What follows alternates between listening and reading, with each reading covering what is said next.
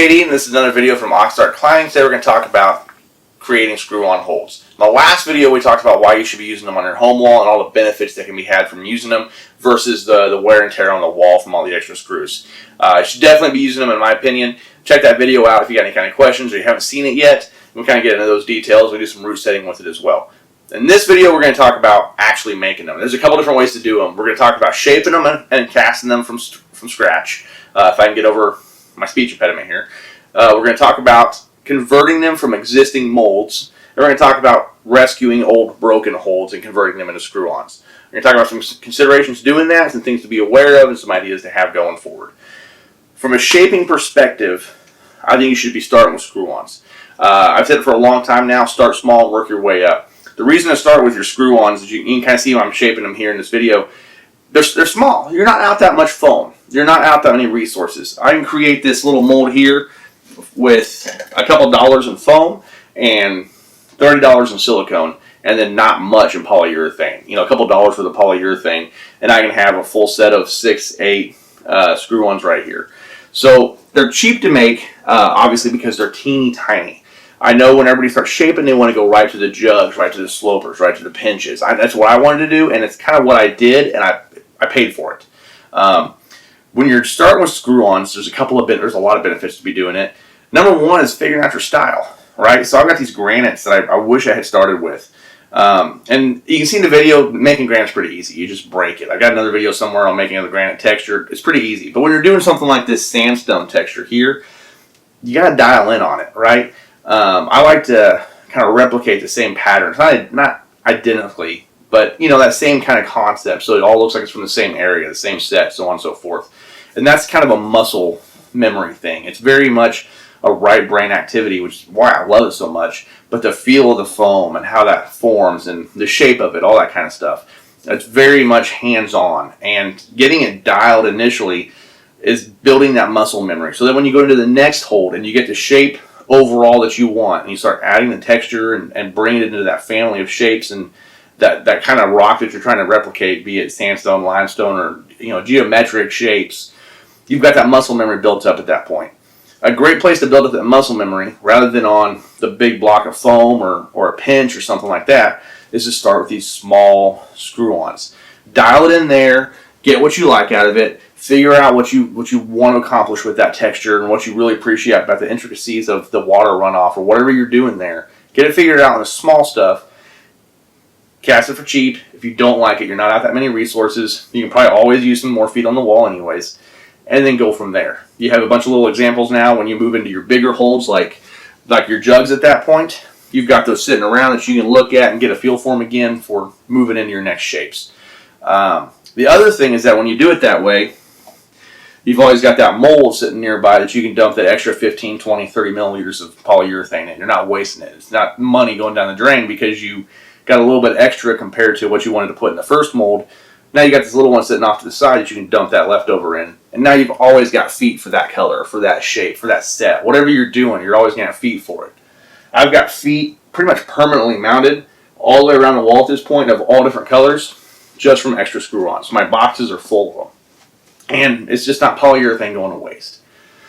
So if you're shaping, start there. If you're new to the hobby, start there. Figure out what you like about shaping and what you want to accomplish on the little cheap but very usable pieces.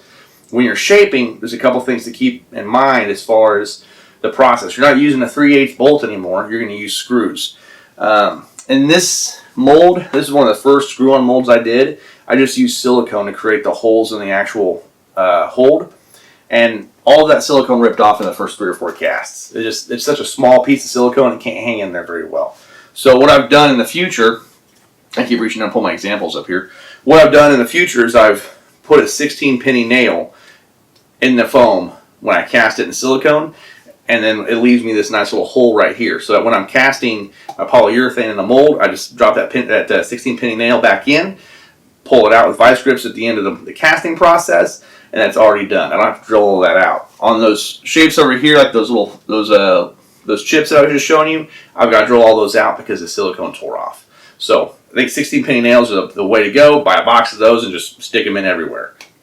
A single screw is not enough. I feel like that's self-explanatory, but a single screw is not enough. Most time you want probably 3. In this scenario, I probably should have done another one. I may find that I want to add a third one at some point, and this one, 2 is kind of the max. I might be able to add a third one down here, but as small as these are, I'm not as worried about it. You get into some of these longer edges, and you need 3, 4, however much. There are some bigger holes out there that are screw-on exclusive, but they got screws all the way around the edges, and they're designed for that kind of thing. Don't make real positive holes that you're going to put a lot of torque into. It's one thing to pull directly down on an edge. It's another thing entirely to pull it this way against that screw head and potentially rip it off. Screw-ons aren't supposed to be, especially since you're doing this from home and you probably don't have a ton of experience in hold shaping and casting, or the capabilities of what polyurethane can take. Don't get real aggressive with your shapes as far as how much torque you're going to be able to put on those. So not as much positive. You want to do edges, bumps, jibs, feet, that kind of thing, just to kind of get it figured out and dial it in on how much you can take, right? These are mainly feet, and then I use a lot of them for hands, especially like edges like this. But you want 2 to 3 screw holes at least in each one. It's something to keep in mind. The next thing to keep in mind is modifying existing molds into using or screw-on shapes. And by modifying, I'm saying nothing permanent. I'm saying short casting or angle casting. And what I'm talking about when I say short casting is that when I make this hole right here, just like that, I fill it to the brim, right? And that's a full cast. What I can do though, so I'm getting more uses out of this silicone, right? I don't need 16 of these jugs. I need some other shapes. Is I can shallow cast it. So I can take the same mold and fill it up to here, and now I've got a much more difficult, much less usable hold as a shallow cast. Now this one happens to be tall enough that I can still use the bolt, but in a lot of scenarios that it's not feasible, right? You get to they're too shallow, and you can't even put a washer in there, right? So then you just convert that to a screw-on, add a bunch of different holes to it, and you're ready to go. In this case, I added a couple extra holes to it, but this one's positive enough, I can get enough torque onto it that I would rather keep this one as a bolt. So those are the kind of considerations. But you can shallow cast a lot of holes and convert them to screw-on. That's a great way to do it. And that's what I've done for a lot of holes. These bigger granite pinch textures, this one here, these are even shallow casted. Those aren't even the full size. I've made some big holes for that, and then I've been able to just dial them in and shallow cast them and angle cast them and get a lot of different shapes out of them, rather than just being locked into the same 2 big pinches every cast. I've gotten a ton of holds out of that. I've gotten like these shallow pinches like this, just these little jibs that I can either use as blockers, I can use them as thin pinches, I can use them as thin crimps, whatever I want. I can do a lot with them, just shallow casting. The other thing is angle casting. So we're down to the very end of that jug now. In this one, you can see that it's only occupying the bottom right side of that volume. So when I cast this one, I had it propped up this way and this way, and it's just sitting in the very bottom right corner side of it. Okay, so the bolt hole's completely unusable. This gives me this really neat little soft crimp that's rounded off. It's not positive. It gives me something different with that mold. So again, I'm not just locked into 16 jugs with this mold. I'm able to do a lot with it. The bolt hole's unusable for actually holding it to the wall, but I've added 4 different screws to it to create it into a screw-on. And I've actually used this as a blocker several times for these holds. I've used it as its own hold. I've done a lot with it. But I've gotten 3 different shapes right there out of that mold, and that's just what I've got in front of you. I've got a lot more out of that mold just by holding it at different angles, propping it up. I've seen some people rubber band their molds and pinch them and get different things out of them. But just rocking it around, you can get a lot more out of it. And just when the bolt hole doesn't line up, which it's not going to when it's not straight on its back, you can just convert to screw-on. So now you're getting a lot more money worth, a lot more of your money's worth out of that same cost of silicone. It's a great way to get that return back.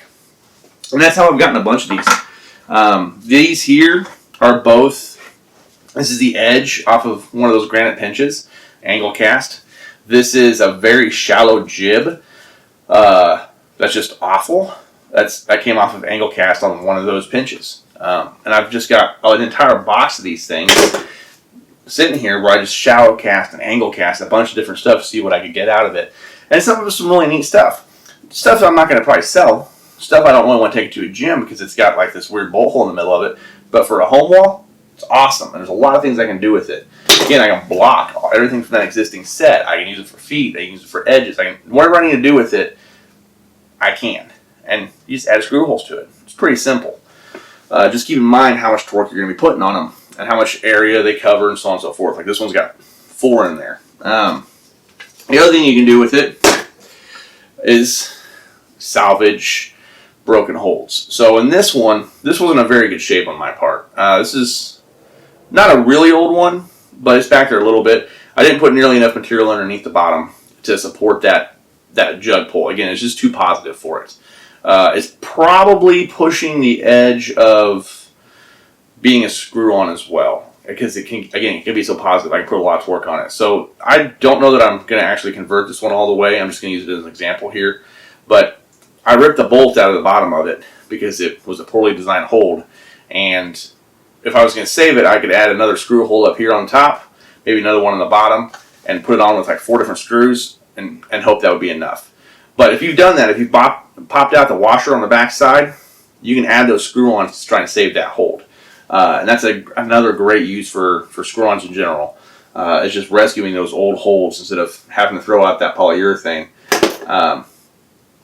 and it'd be wasted, right? You know, it's usually a perfectly good edge. All you're missing is the washer on the back side to hold it to the wall. Add some screw-on holes to it, call it a day. You're good to go. The other consideration to have on screw-ons is cleaning them up. So with your bigger holds, in my case, I've got a belt sander that I use to clean all my holes off with. Just a great way to knock them out very quickly. When you get to these real small shapes like that, you're kind of pushing the limits of that.